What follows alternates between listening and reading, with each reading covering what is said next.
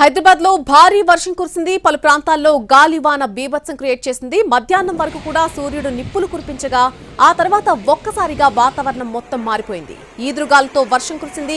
వనస్థలిపురంలో గాలివానకు పెద్ద పెద్ద చెట్లు కూడా నేలకొరిగాయి.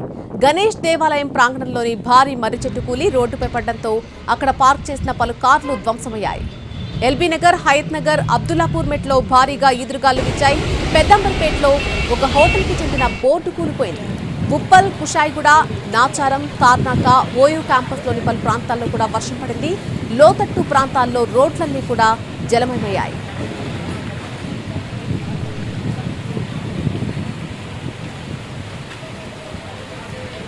ఎల్బీ నగర్, హయత్ నగర్, అలాగే వనస్థలిపురం, అబ్దుల్లాపూర్ మెట్లలో భారీగా వీస్తున్న ఈదురుగాలు.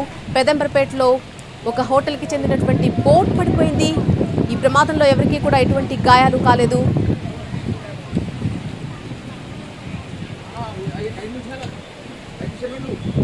మేడ్చల్ జిల్లాలో చూసినట్టయితే ఒక్కసారిగా అక్కడ కూడా వాతావరణం మారిపోయింది. గట్కేసర్, పోచారం, బోడుప్పల్, పిర్జాదిగూడ పలు ప్రాంతాల్లో భారీ ఈదురుగాలులతో వర్షం కురుస్తోంది. వాన కారణంగా రోడ్లన్నీ కూడా జలమయమయ్యాయి. అక్కడక్కడ విద్యుత్ సరఫరాకు అంతరాయం కూడా ఏర్పడింది.